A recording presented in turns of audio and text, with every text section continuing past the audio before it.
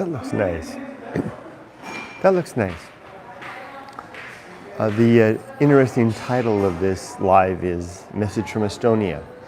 Just before I was heading out to make this, I noticed that I had a message, an email from someone in Estonia. Very nice email. I haven't responded yet, but I will. And I want to thank you because you pointed out something that had become apparent to me, but I hadn't done anything about, which was pointing out the obvious audio quality issue that I was facing in the last 3 videos. Those 3 videos being the videos that I made with using StreamYard, which was a great piece of software, allowing me to simultaneously stream to 3 or more platforms simultaneously while being able to display comments and all the like. Yet at the same time, I recognize that the audio is crap. And thank you to my friend from Estonia for, he said so in much nicer language than that, but pointing that out because I would much rather, well, that's good. I would much rather have a better quality experience than a more diverse experience. So let's get started. I have 3 or 4 topics that I want to talk about tonight. And if you're out there, if you can let me know, how is the audio quality? Speaking of the audio, and I'm going to try this. This is a honey blonde that I got tonight here at the Marriott. It's really good. I know I'm competing with the music tonight, and if you can let me know if the audio quality is really bad, then I'll move outside. Twin lamps. Good evening, Kurt. Looking forward to later. Are you referring to? I have 2 events that are happening at a later time. Audio quality is good. Estonia, that is a surprise. So I'll respond to both of those. Unfortunately, I can't display the comments anymore. So the first comment was, because I'm doing this just via YouTube, I'm not using StreamYard. So later, are you the person that I'm going to have an interview with on the 30th, Friday the 30th? Or are you looking forward to my session with Molly that's coming up tomorrow morning at 6 a.m.? Yeah, Estonia. Very interesting. There is some background music, but can hear you well. Good. It's not. It's gonna kill. I won't be able to monetize this video, but I don't care about that anyway. But it's not drowning. Is the background music drowning out? Is it annoying, basically? I'm referring to the bench. Yeah, me too, Twin Lamps. You were looking forward to the bench. Me too. I should feel anxious about an event like that. You know, a session with somebody to talk about things when we don't have a particular agenda. Yet I don't feel anxious because it's Molly. But Molly and I haven't really talked heart to heart like that for probably 2 or 3 years. We did have a phone call about 2 or 3 years ago, which is a really good phone call. But we haven't had a heart to heart bench talk for a long while. So it kind of feels like going out on stage without an agenda, right? But I think we'll be just fine. Is that, get it there? Here's some background music. I'm referring to the bench. Great. Not annoying at all. Thank you, Twin Lamps. I appreciate the feedback. Hello from the future. It's technically the 17th in Virginia. So you are past midnight. Is that right? Usually I'm used to that happening because of the international dateline. Interesting.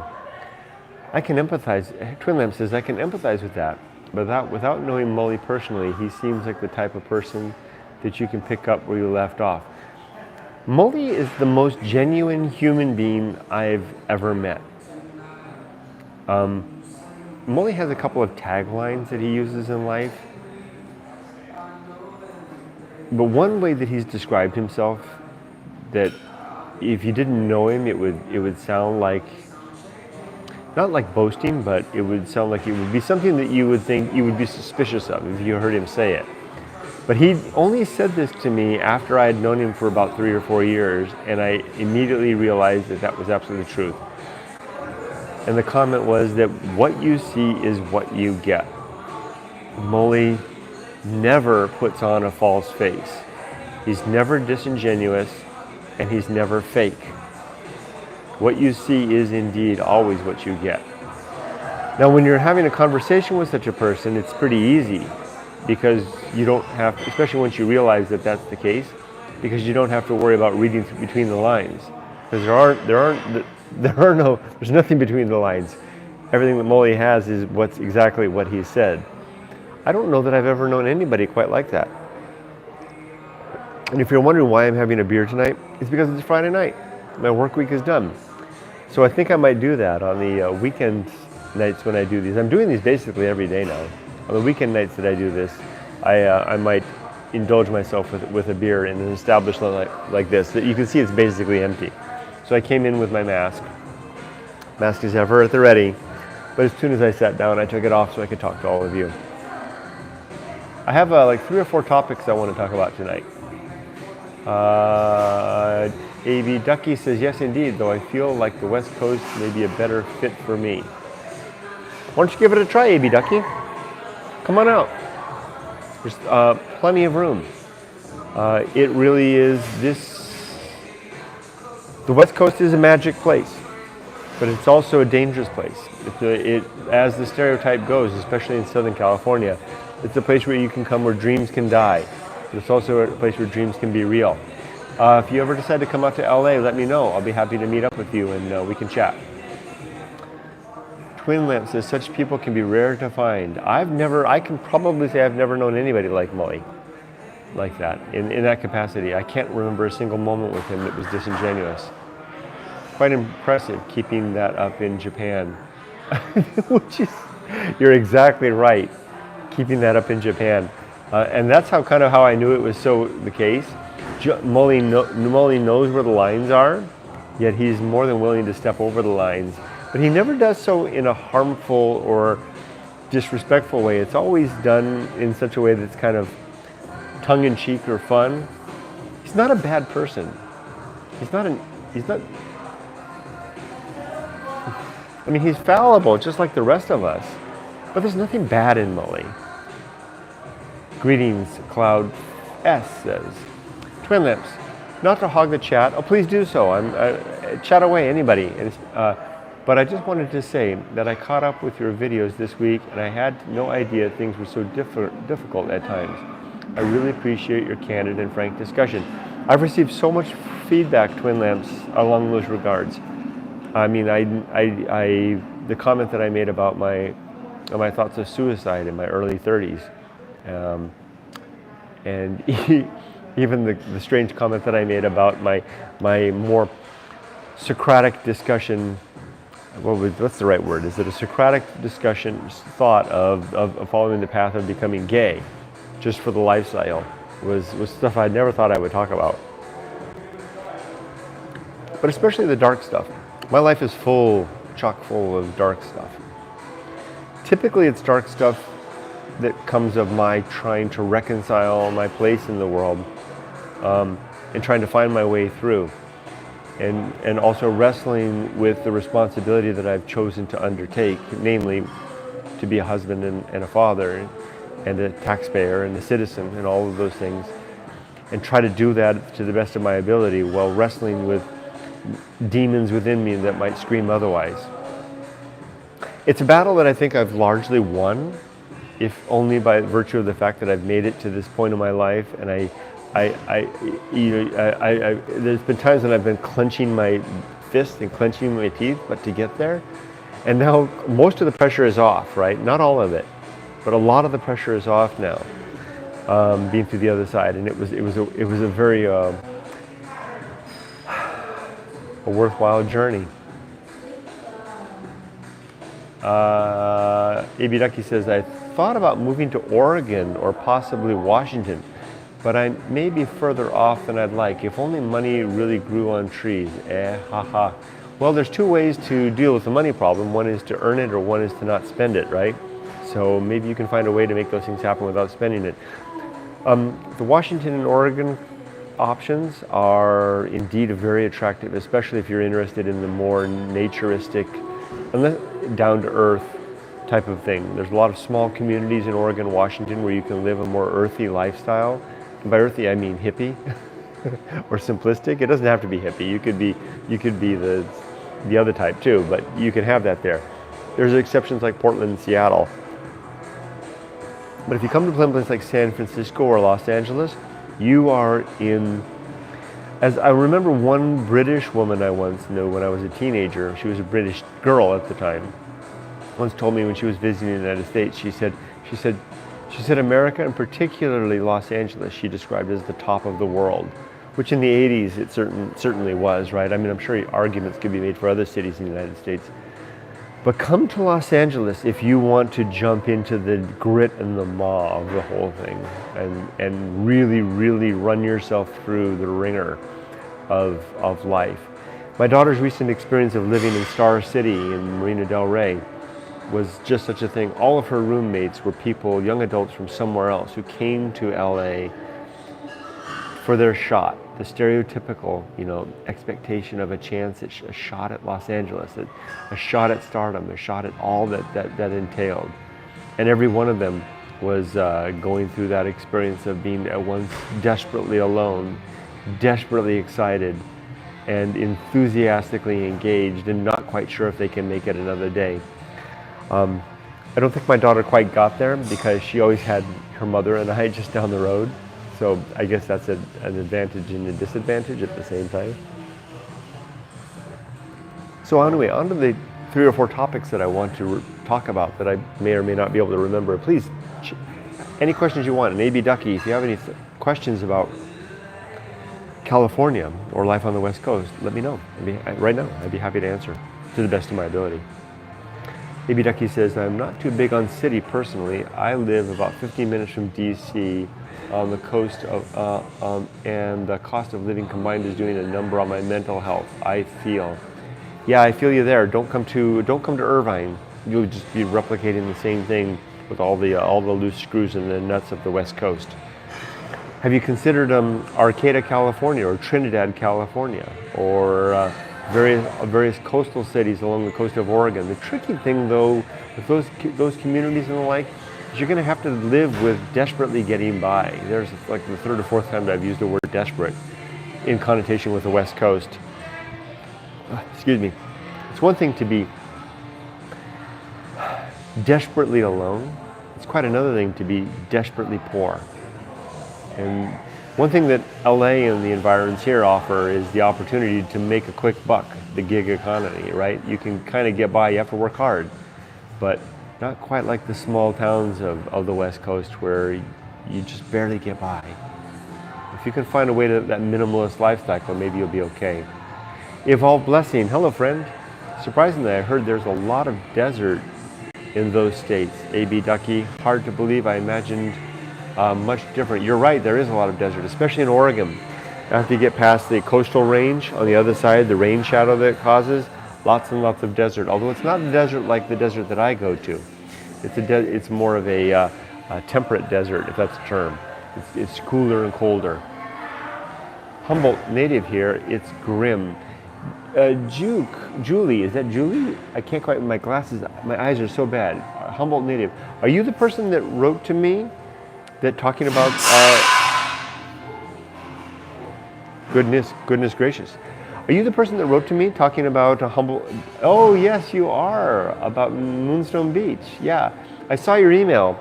It sometimes happens, I get email and it takes me a day to digest and to respond, right? Especially because I want to get myself in a frame of mind to have a moment to properly read and describe. I did see your email, I haven't responded yet. Kudos to you. Wow, Humboldt native no less. Are you born and bred? I can read it clearly now. Juke JP. Are you born and bred Humboldt?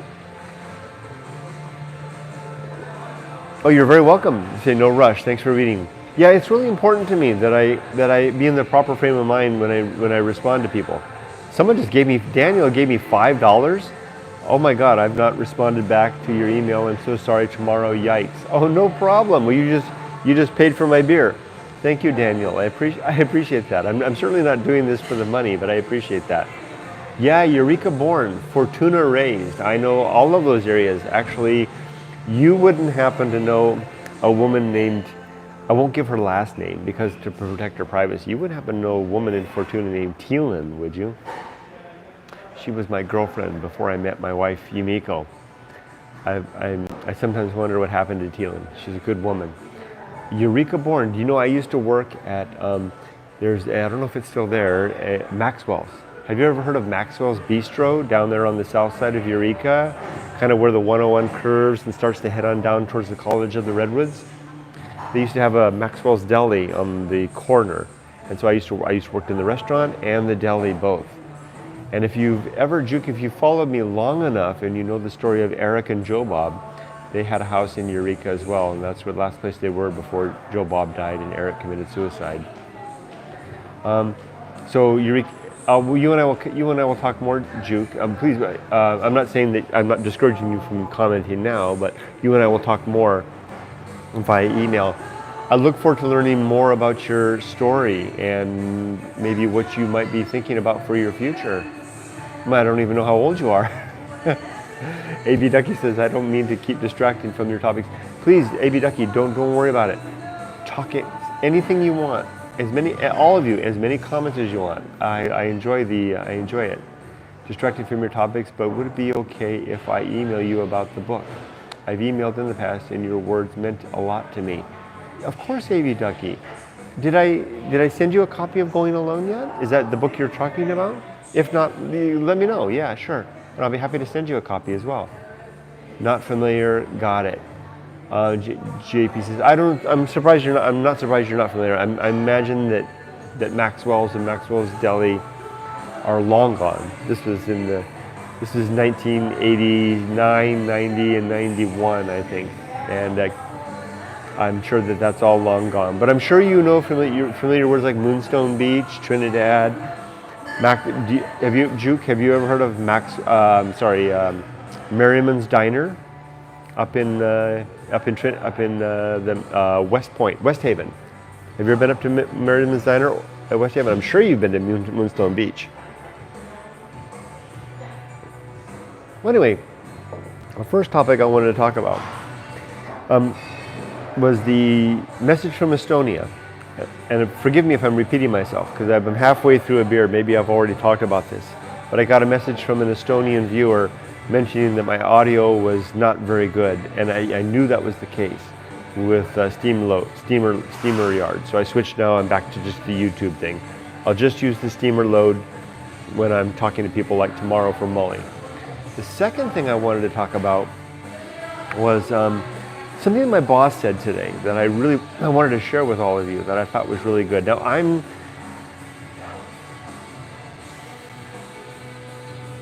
one of the reasons I left Japan was that I didn't feel very challenged career-wise. That doesn't mean that I wasn't in a good work environment. The environment that I was working in was outstanding. The school that I worked in was great. The coworkers I had were fantastic, including Molly, but especially the principal and especially all of the teachers. I have no complaints about any of that. And if anything, if I get a chance to go back, I'm going to go and visit them and I kind of apologize for the way that I left, because I left kind of abruptly. I mean, I gave my proper notice and all, but I didn't leave the proper Japanese style. But in Japan, I didn't feel challenged career-wise. And I've been very blessed, amply blessed, coming back to America. Pardon me for burping. In being more than rewarded. You know, they say, be careful what you wish for, right? More than rewarded and challenged in coming back. Almost, it's like enough challenge already. But most notably, I've had some incredible bosses. The woman that hired me, wow. Initially when I came back, the supervisor who she eventually assigned me to was a man of very high ethical standards and professional principles, who taught me what it was like to take care of, even though at the time I wasn't a manager, and I still don't have any, even though I'm a manager now, I don't have any employees. He taught me how to treat one's employees with respect and with enough effort to keep them on track, to help them stay on track towards the goals that the organization has set for them. Anyway, I feel like I'm faltering because I don't want to say anything that stumbles over their, I don't want to, at first I don't want, if they're not comfortable with me talking about them, I don't want to intrude on that privacy, but I do want to tell them how much that meant to me. So there's that. And then it comes to my current boss. My current boss is and I'm not saying, and even if he sees this, and he might, I'm not saying this to suck up to him in any way, but he really is an incredible boss. And that's why I took the job. I actually left the job that I had before, that it took me about 4 years to get very stable in. I was secure as you could ever be.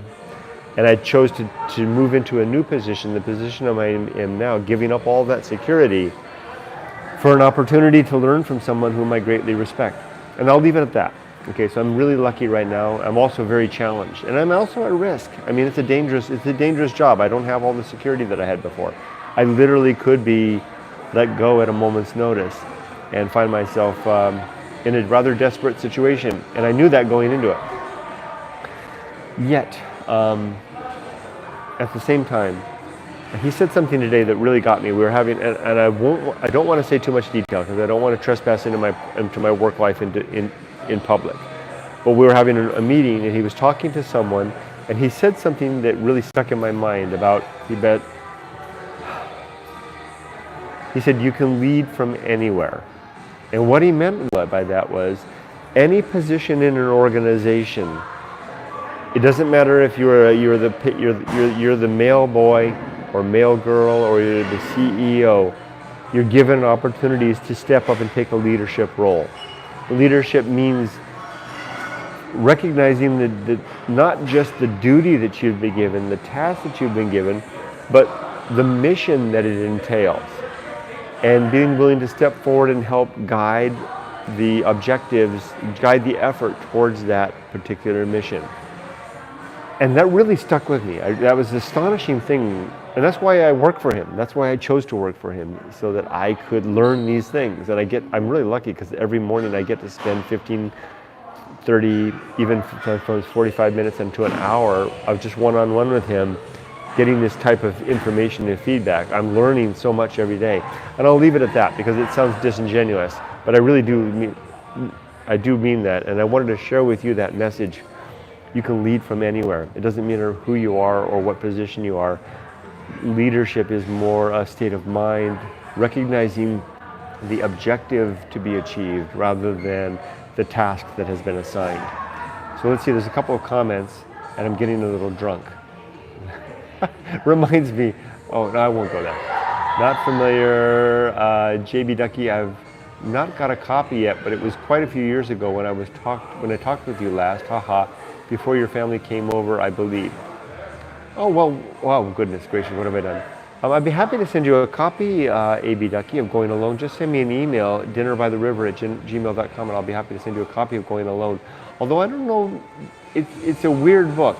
I don't know, I sometimes wonder if people think it's a how-to book. It's not.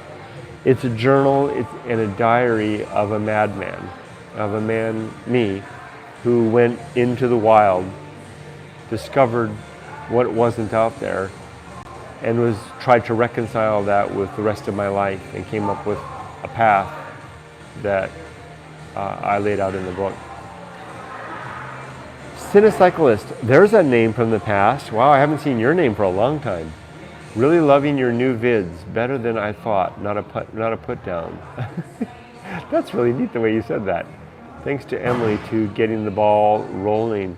I will tell her that, and actually that was the second thing I wanted to talk about tonight, Cinecyclist, and I will tell Emily that. Thank you. And all of this was her suggestion. She was worried that I had nothing to do as an empty nester and said, why don't you make vlogs again, Dad? Melissa Deep, and I'll get back to your point, my second point in just a second, Cinecyclist. It's good to see you. Melissa Deep, I hope to find a boss that's a leader one day. So far, my experience is only with managers. How interesting. What an interesting, heavy comment that you make, Melissa. Yeah, my boss, gosh, he's a leader. That's what he is. That's a really good word. That's a really good word. I'm going to remember that, the difference between a leader and a manager. And I'm a manager now, even though I don't manage anybody. But I want to be a leader in the few years that I have remaining in my career. Juke JP says, Merriman's Beach House right on the shore is still there. They have events sometimes. The restaurant there is a bar and grill place now. Juke JP. So I will interject with a short anecdote. Well, let me ask you before. Juke JP, do you know my story of my connection with Sam Merriman and Merriman's Restaurant? If you do, then I won't repeat myself. If you don't, then I'll briefly interject on that. Cow. Hi, Cow. 3 happy face. Was that a happy face or is that a distorted face or what is that? Sounds like a wonderful boss. Yeah. You know, he's a boss that challenges me every day. In the best possible way. Has no malice. Nothing but the best of intentions. And really, really smart person. A.B. Ducky, is there something written on your hand? Yes, there is. It's Estonia. Estonia. I knew that I was worried that I wouldn't remember the name of the country that the person that recommended me to, that was commenting on my crappy audio, and it was Estonia, so I wrote it on my hand. A.B. Ducky, thank you. Twin Lamps, even quibs like that give a tremendous insight as to what kind of a person she or he is. You know, even on my worst days at work, I mean, I have really challenging. I'm a project manager now, and as a project manager, I have a lot of responsibility on my hand, and my boss constantly reminds me to act like a manager, to think like a manager, to behave like a manager. And I didn't quite know what that was. Before this, I was always what I like to call, and I don't mean this in a disparaging tone, because this is what I was, and sometimes I wish I still was. I was a worker bee, you know, someone to whom here's your stack of papers you're going to get through for the day, and you're going to pull the top one off and all day long stacking papers or salt and crackers as they go by. I can't remember, was it Eric who used to say that? Or anyway. But now as a manager, I'm given a mission rather than a task, right? And I don't know that, I think I would fail if it wasn't for the current boss that I have, because I wouldn't know how to be a manager, but he's teaching me, and I appreciate the fact that he's so patient with me, because I'm 56 years old and slow on the uptake. And and I know ageism is a thing that's not supposed to happen, but I will confess, there's probably some, at least in my case, I'm definitely wearing down. I don't have the mind that I had at 36. Although I do have an equanimity, for lack of a better term. I have a balance. I have an ease and a settlement in my mind that I didn't have at 36, right?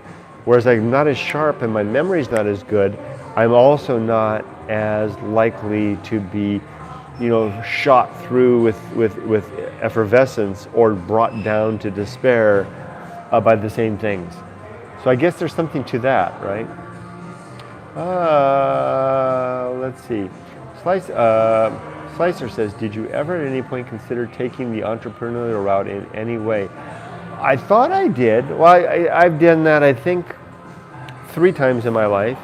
Once in college when I didn't have any money, so I went down to a janitorial supply place, and I said, I want to wash windows. What do I need? And he sold me a bucket, a squeegee, some rags, and a container of solvent, of window cleaning solution that I could put in to do it. And it cost me about $25 in 1986. That probably was. And then I went,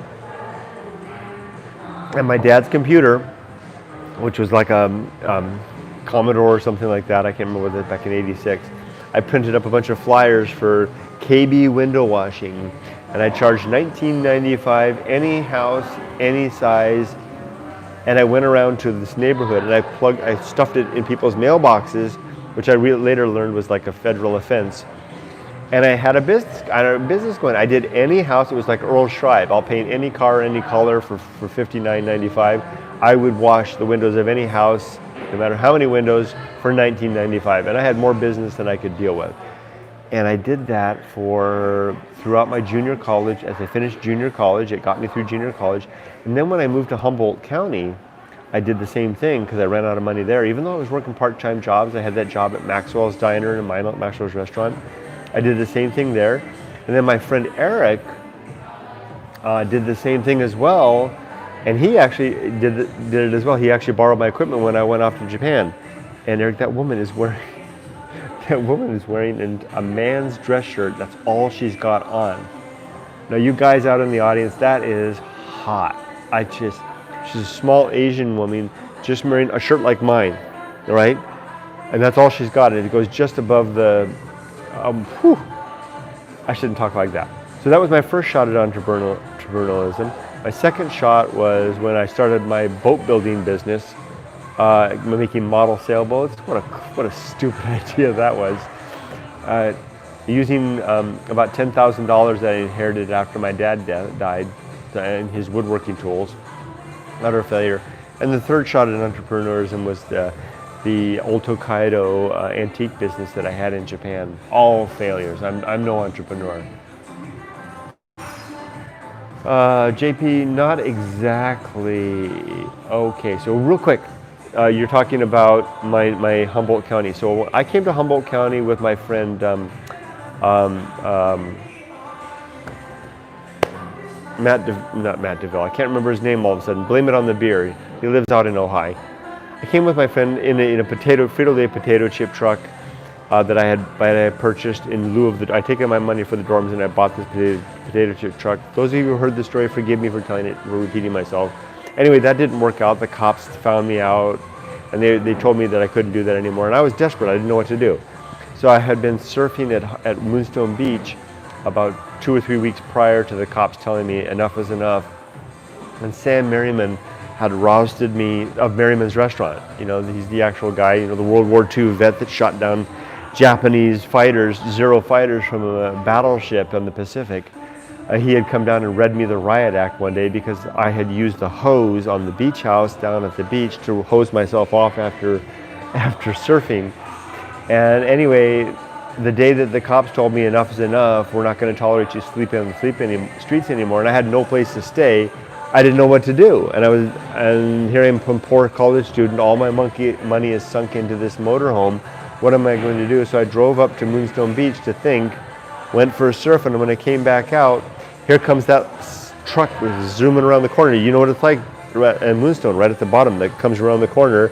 And I recognized the blue little Toyota truck, that it was Sam Merriman's truck. Here he comes to yell at me again. And he didn't come to yell at me again. He came and he said, "Hey, I've been waiting for you to come back. You were here before, and I told you what's what about using my damn hose." And he says, "Yeah, you know that tight right turn you just said." He says, "You took it like a man." He says, "You apologized, you fessed up. I admire that." Remember, he's a World War II vet, right? I mean, very, by the books kind of guy, right? He says, "I got a proposition for you, young man." He says, "I own this whole place here, Merriman's. You got this motorhome here. Why don't you park this motorhome here on the beach? I'll run down some electricity for you, some water, or run down a phone line. Heck, if you need a job, I'll give you a job." I didn't have a job. "And you can stay here and be my caretaker of Moonstone Beach." Insert jaw drop here. Okay, now, if anything could make me maybe wonder if God really does exist, it was the coincidence and circumstance of that, right? That Merriman, the day that I was told by the police that they would not tolerate me sleeping on the streets of Arcata anymore, that very day Sam Merriman offered me to park my motorhome on Moonstone Beach, and I became the caretaker of Moonstone Beach for about 4 years. And so just then and then, basically, I pulled the motorhome into the back, and there it stayed for the next 4 years. That's how I got through college and all. And hold on.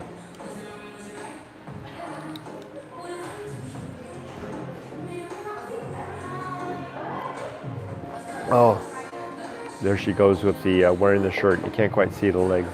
I shouldn't talk like this. I'm a married man. There's still some old trailers down there with someone living in them. Yeah, after I left, Sam did find somebody else to live there, kind of like snowbird type of situation. And I think there's been someone down there ever since as the caretaker.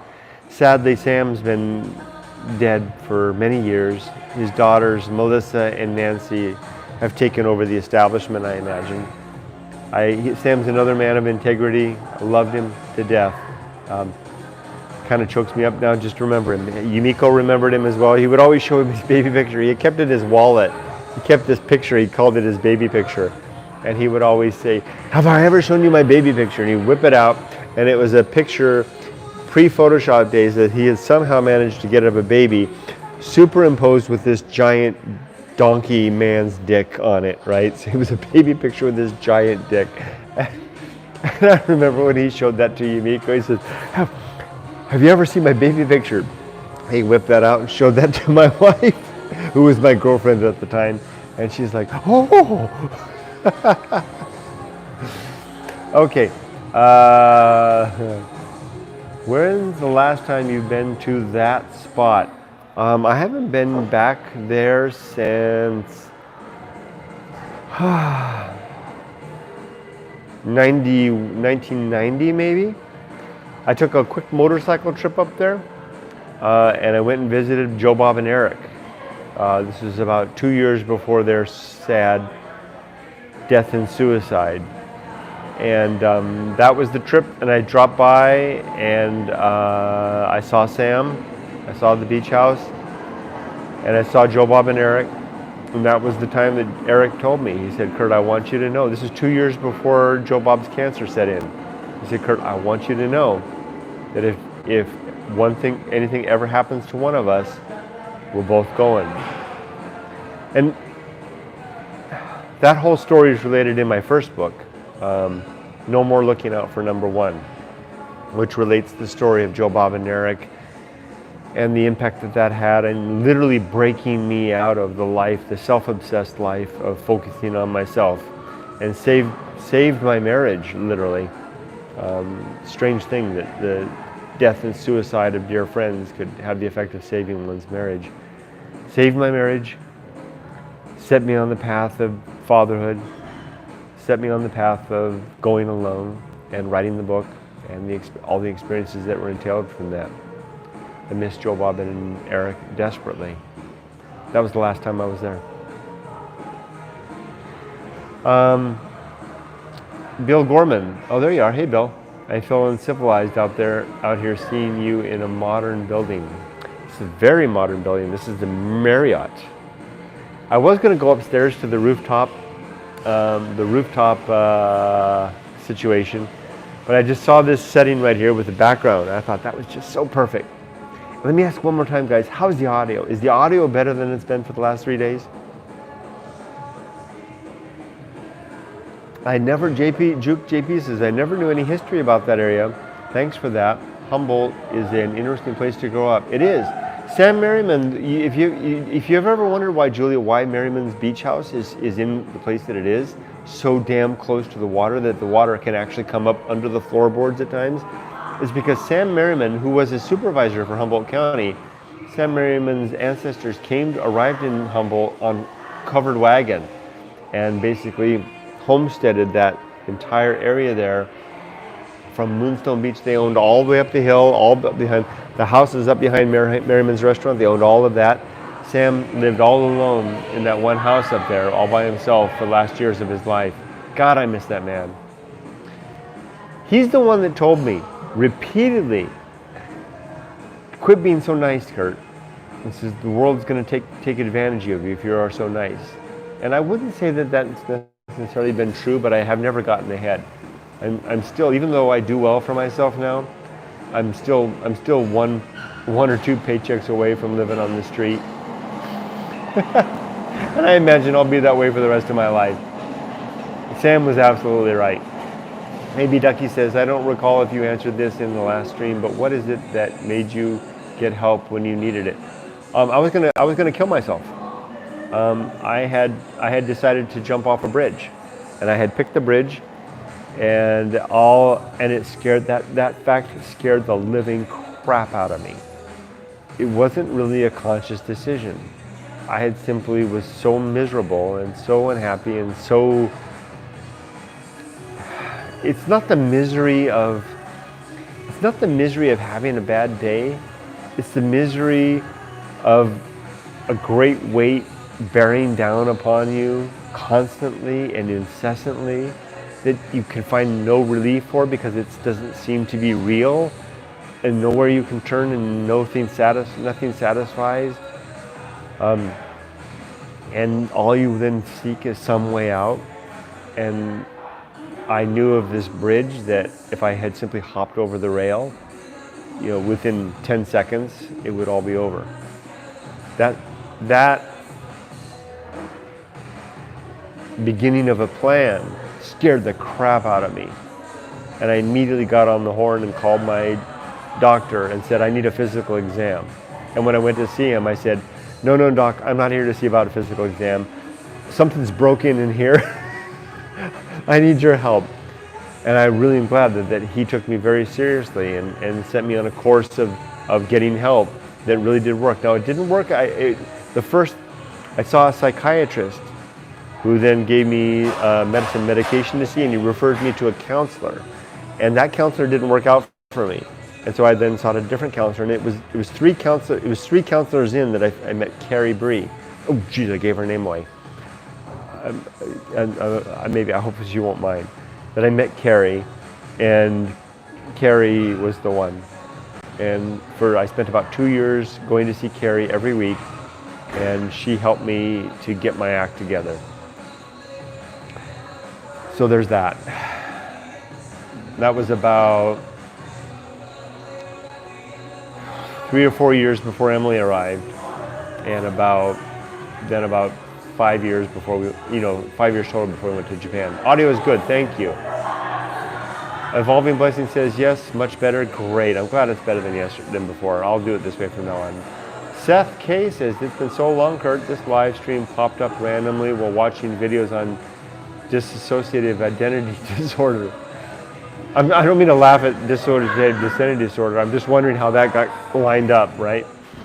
And I'll have to look back at on vids to see why you are in Estonia. All the best. Oh, I'm not in Estonia. It was just someone in Estonia, a viewer from Estonia, wrote to me and pointed and first thing out of his mouth. And by the way, if my Estonian viewer, your English is very good, contrary to your comments. Your English is very good. And I appreciate the fact that you got straight to the point, basically saying, the audio in the last few videos is crap, Kurt. You didn't say it that strongly, but that's basically what I knew was the case. I needed someone to help me to see that. Bill says, I live in a field of prairie dogs, half a mile from anybody. Sounds wonderful, Bill. I don't mean that. That wasn't tongue in cheek. It really does sound wonderful. That area is a hidden treasure, Chuck JP says. You're referring to Moonstone Beach. Yeah. You know, one thing that living on Moonstone Beach, being the caretaker of Moonstone Beach for 4 years taught me was that even paradise can be taken for granted. I mean, by the end of the 4 years, I didn't even notice the beach anymore. I would just get up every day, go to school, go to work, come back. That's why even though my daughter, she and I go swimming sometimes down in Laguna Beach, and we'll sit there in the water together, and she'll look up at the houses, the beautiful beachfront houses, and say, well, mustn't that be nice to live there? And I just respond, for a while. A.B. Ducky says, I appreciate the answer. The thought of probably needing help has been on my mind quite a lot for me. Get that help, and recognize that it might take more than one person to find the right person to get that help. There's no shame in tackling the demons that. And I don't mean that literally. I mean just, whatever it is going on inside. Sometimes just having someone. For Carrie, my counselor, she was a woman that had got into counseling at the end of her professional career because she wanted to help people. She was all done. She didn't need to do this. I would see her at her house. She was there. She was doing that for love, not for money. And she had a tactful, beautiful way at helping me to understand what was going on inside. If you get somebody that you're talking to that's just there punching a time card, find somebody else. You need to find that person that's there to really help people, and they are out there. Bill Gorman says, Forrest Fenn planned his death and followed through a couple weeks after his 90th birthday. Yeah, you mentioned that, and you said that they're going to read his will.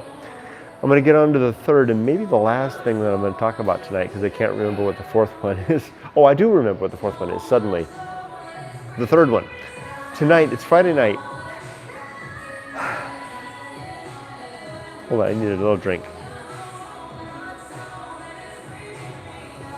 Yumiko was on her way home, and we were trying to decide what we were going to have for dinner. Now, normally my wife cooks. I'm willing to cook too, but Yumiko likes to cook.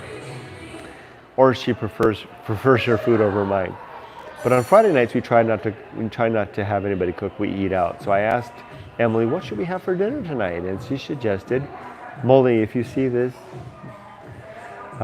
she suggested Coco Ichiban, of which there is a Coco Ichiban here in Irvine. Coco Ichiban is a leading Japanese curry restaurant. We just call it Coco Ichi. And it resonates, it touches my heartstring. It's like soul food from Japan, even though it's fast food in Japan. And Molly and I used to go there. There was a Coco Ichi about a mile away from where we worked, and we would go there sometimes. And I remember Molly would always order so flamboyantly from the restaurant. You would charm our waitress every time. You're a very charming person, Molly. Anyway, Emily said, let's have Coco Ichi tonight. And she checked with Mom, who was just getting ready to leave from work, and she said, okay.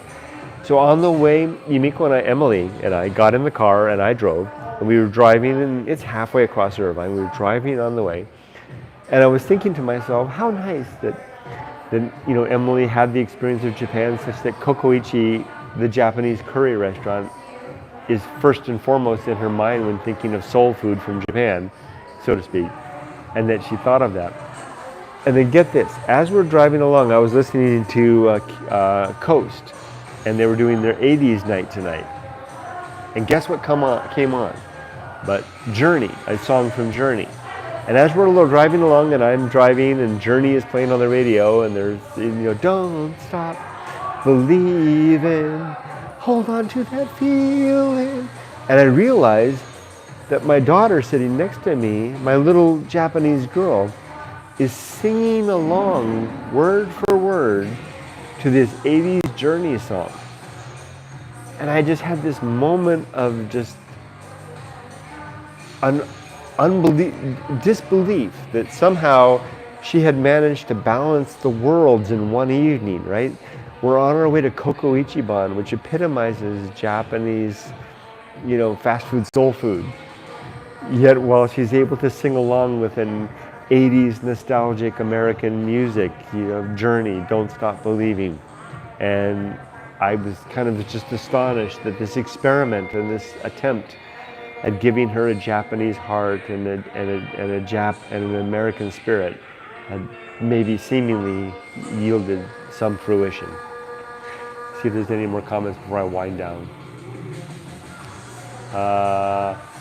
Juke JP, sunsets at Moonstone can be magical. I catch every sunrise over the Redwood Hills. Perks of outdoor work. Are you an outdoor worker, Juke JP? I used to go for walks. As you know, from Moonstone Beach, the beach, it's like 20 miles of sand, right, to the south, all the way down to Eureka or Arcata. And I used to go for long walks at night. You know how it's like at Moonstone Beach? You'll get this, Juke. It's unlike any beach I've ever known. The sand, the angle of the sand is so slight and the ocean so great that by the time the great ocean waves breaking half mile out at sea, those giant waves, by the time they reach the sand, they're just these gliding sheets of water sliding up the sand. Do you remember that? Have you seen that, JP? Have you seen that? And it comes up and then it draws back. And as a college-aged man living on Moonstone Beach, I would go for walks, and I would wade across the little river and then walk into the south. And as I walked across the great wet expanses of wet sand with the moon overhead, the silhouette of the moon, I came up with this concept that I called the moon dogs.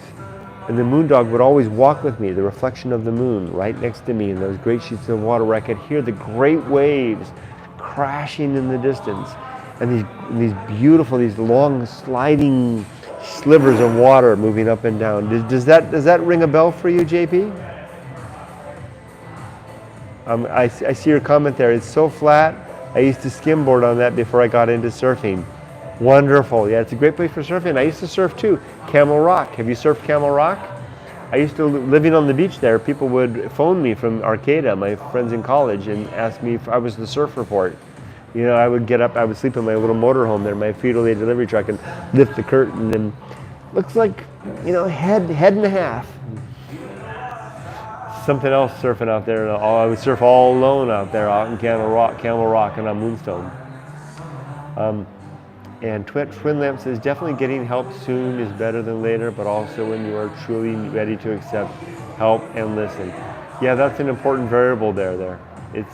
It's scary. It's a scary thought though, isn't it, Twin Lamps? If the readiness for help doesn't come in time to save us from our desire to escape the pain.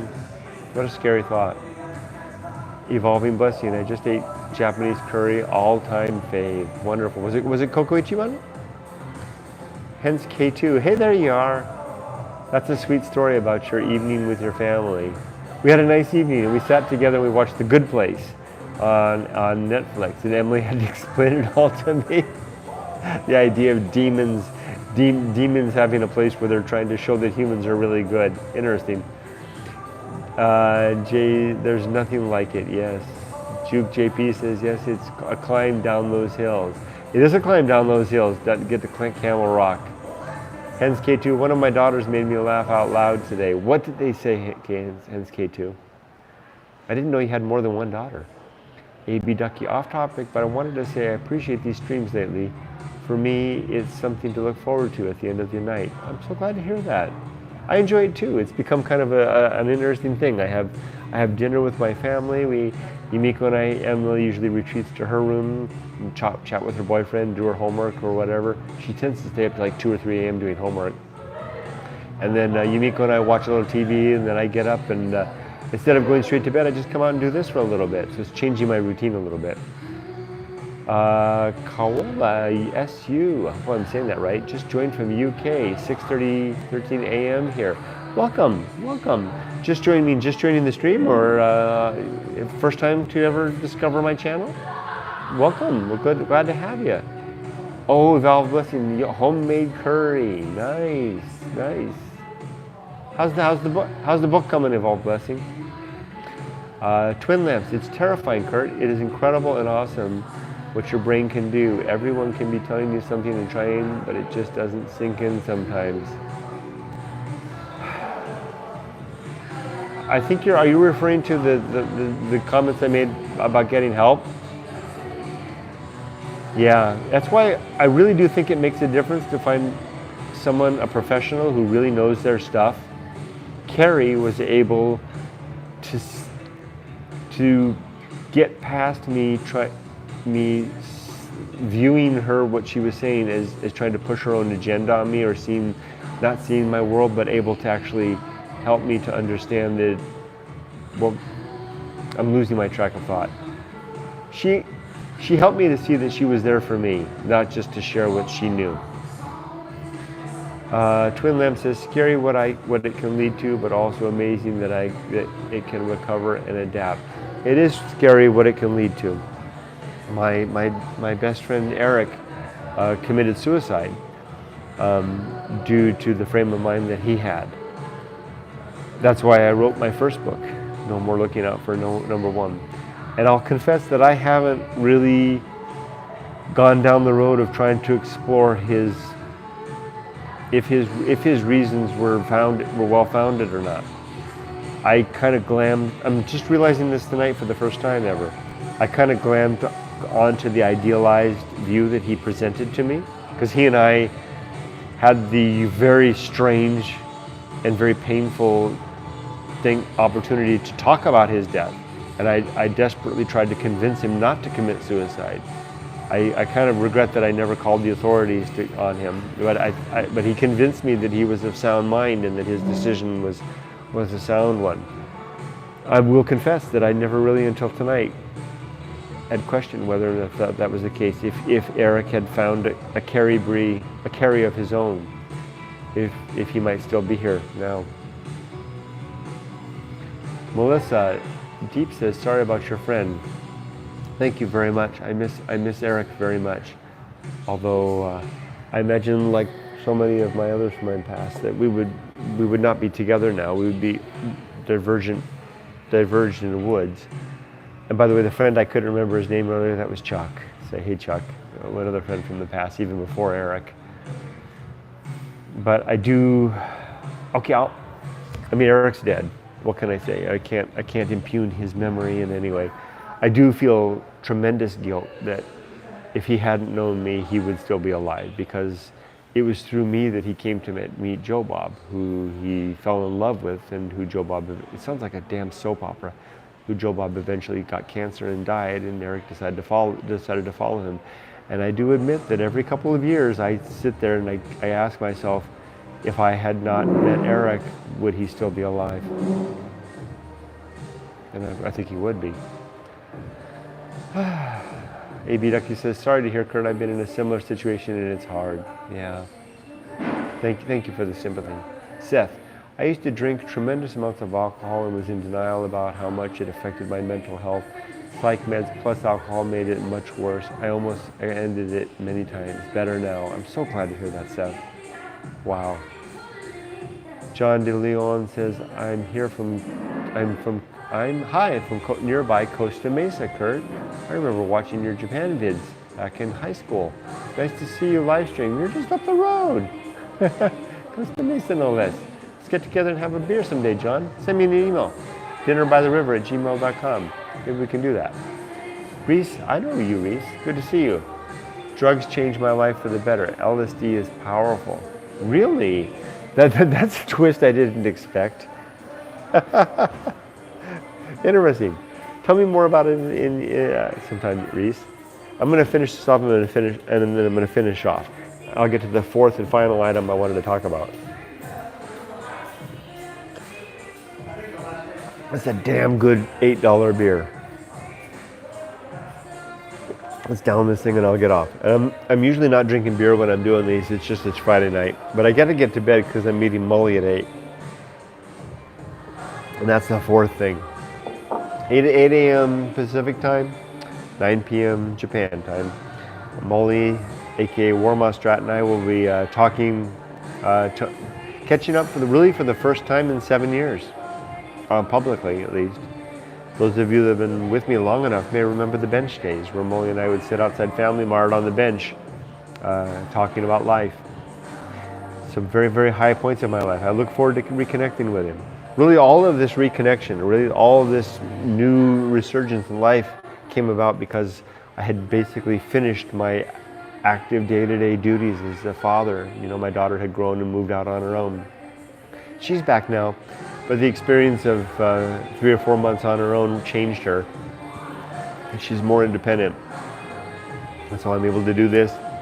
I'm able to reach out. It's interesting, the world that opens up and expands at the other side of parenthood. Although I'll always be a parent, to the end of my days, unless heaven forbid Emily precedes me in death. But you get the idea, right? I had a cousin, AB Ducky says, I had a cousin overdose earlier this year. Actually, I know I probably couldn't make a difference, but makes you wonder sometimes. Yeah, isn't that the truth?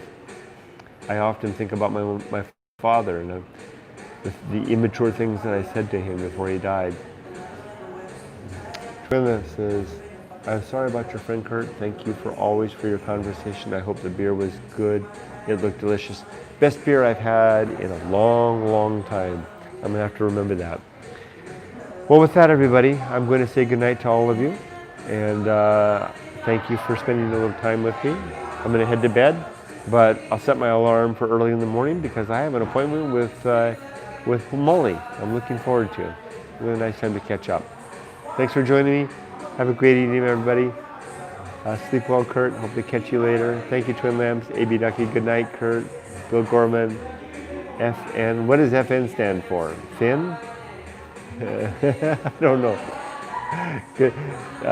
Seth says, good night, Kurt. I'm going to watch more of your videos. Thank you. John DeLeon says, good night, Kurt. Keep it up. Twin Lamps, Wi-Fi, Seth. Juke JP says, good night. You guys are all so sweet. Evolving Blessing, have a good night, Kurt. Hence K2, good night. Maximus 5, I think I'm saying that right. Max 4, Maximus 5 was interesting. Listen, good night. Melissa Deep, good night. Good night, everybody. If I miss anybody else, forgive me. See you all, or if any of you are up bright and early tomorrow.